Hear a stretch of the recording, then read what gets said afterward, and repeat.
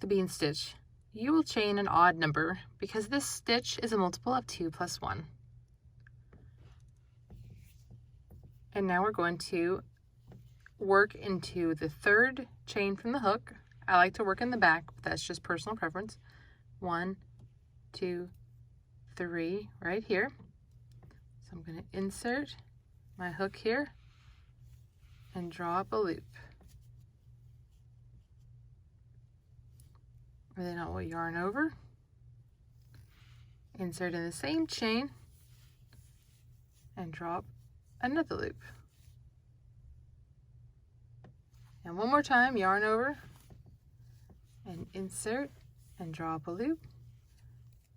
And it looks very full here. You have 6 loops on your hook. 6 loops right here. And then you will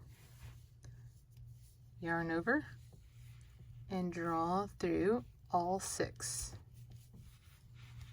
Okay, it makes a nice tight little cluster there.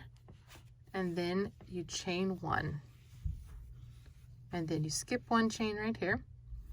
And you repeat. Insert, yarn over, pull up a loop, yarn over, pull up a loop, yarn over, and pull up a loop for a total of 6.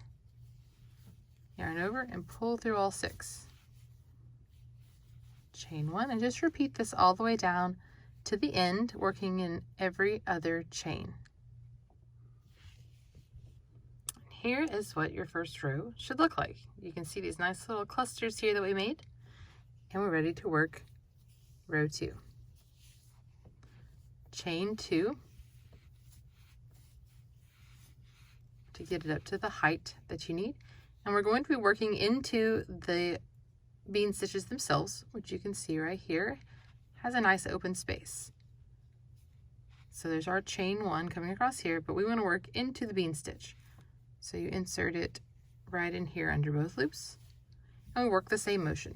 Drop a loop, yarn over, drop loop, yarn over, and drop loop for our 6, and then draw through, chain 1. So you just repeat this for each bean stitch you have across, always making sure you have 6 loops on your hook.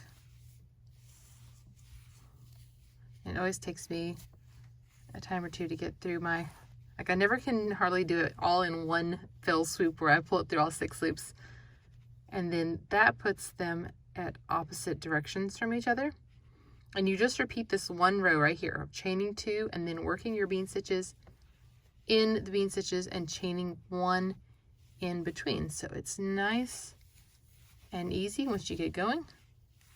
And maybe you'll have a trick better than I do for pulling them all through, because that is a lot of loops on your hook, and it doesn't matter the weight of the yarn. I've tried it with lighter weight yarns and still had the same problem. So nice and simple. Love the texture that this stitch gets. I did a little bit of a modified bean stitch that had less loops on the hook, fewer loops, and that was in my simple textured messy bun hat. And so you can check that out, and I had a simple textured cuff as well, so I'll leave links to these down below. So be sure to subscribe for some more video tutorials. Thanks for watching. I'll see you next time.